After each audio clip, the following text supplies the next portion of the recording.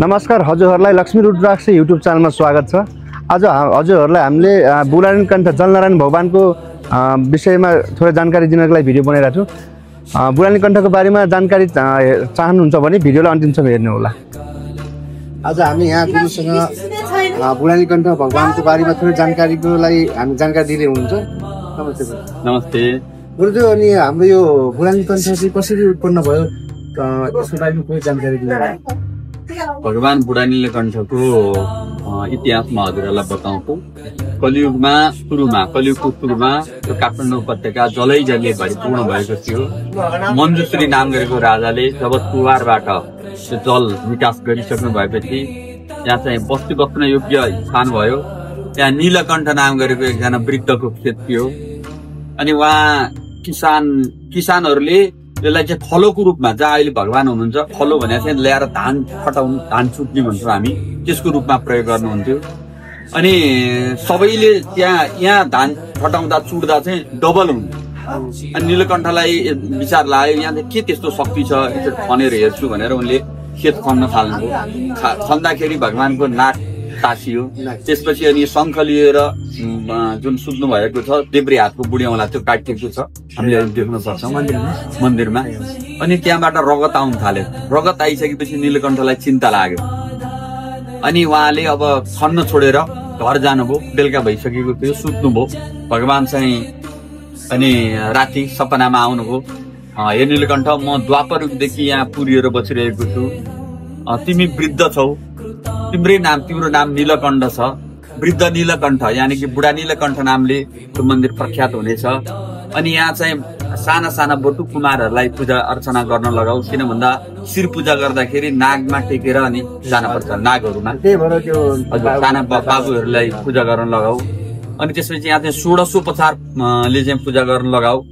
अनि जसले यहाँ पूजा गर्छ श्रद्धा र भक्तिका साथमा, त्यस्ता मनुष्यहरूले चाहिँ जे चिताएर पूजा अर्चना गर्छ त्यसले त्यही नै प्राप्त गर्छ। अब कसैले धन सम्पत्तिको इच्छाले भगवानको पूजा अर्चना गर्छ, धन सम्पत्ति प्राप्ति हुन्छ। सन्तानको इच्छाले भगवान नारायणको पूजा अर्चना गर्छ, सन्तान प्राप्ति हुन्छ। त्यस्तै गरेर मेरा रोगहरू हर्नुहोस् भनेर भगवान नारायणको पूजा अर्चना गर्छ, रोगहरू हर्नुहुन्छ। जे चिताएर भगवान नारायणको पूजा अर्चना गर्छ त्यसले त्यही नै फल प्राप्ति गर्छ।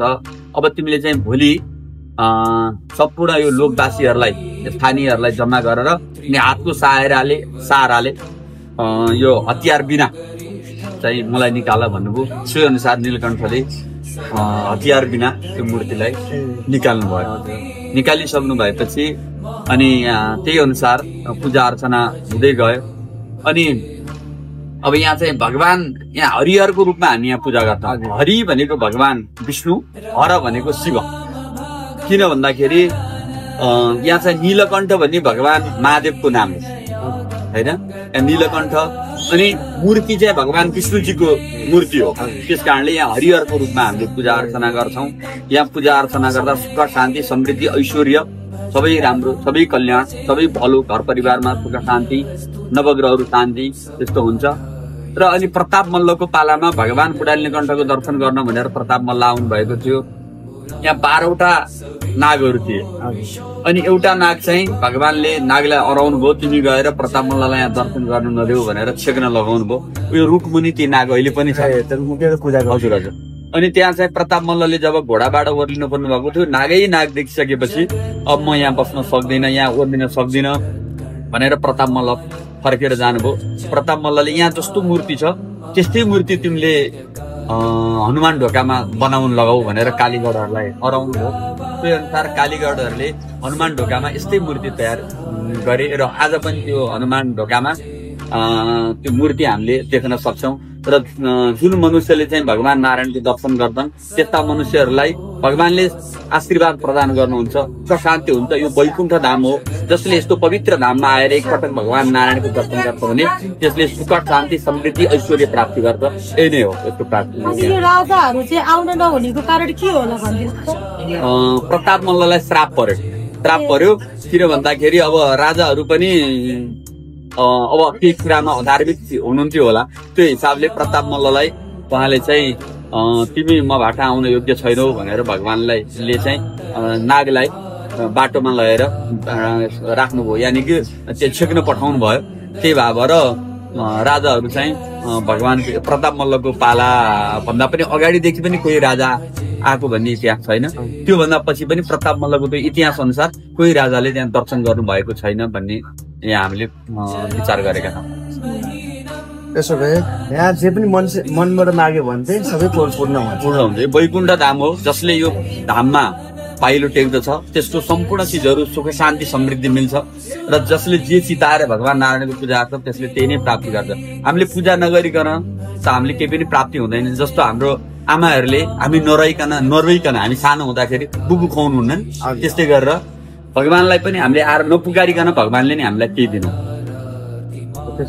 अनि दर्शकबिनहरू सुन्नुभयो होला, गुरुबाले सबै कहानी भन्नुभयो। हजुरहरू पनि एकचोटि हाम्रो बुढानी कण्ठ मन्दिरमा आएर दर्शन गर्नु र मनले चिताए पुरा सबै पुरा गर्नु। यसै गरी हजुरलाई भिडियो मन पर्यो भने लाइक, सब्सक्राइब र सेयर गर्नु नभुल्नु होला। हर समूह रे बुढानी कण्ठ। हजुरको नाम शुभ नाम भनिदिनुहोस्। मेरो नाम चाहिँ प्रकाश उपाखेती। यहाँ यो बुढानी कण्ठ गुरुकुल बेजुज्यासनको प्राचार्य। जसै गरी अघि गुरुले भन्नुभयो नि, पटाप मल्ल राजा आउँदाखेरि जुन नाग देउताले रोक्नु भएको भनेको यहीँको नाग देउता, यही स्वयं हुनु त नाग देउता। उहाँ देउताले राजाहरूलाई आउनलाई रोक्नु भएको नाग देउता उहाँ हुनुहुन्छ।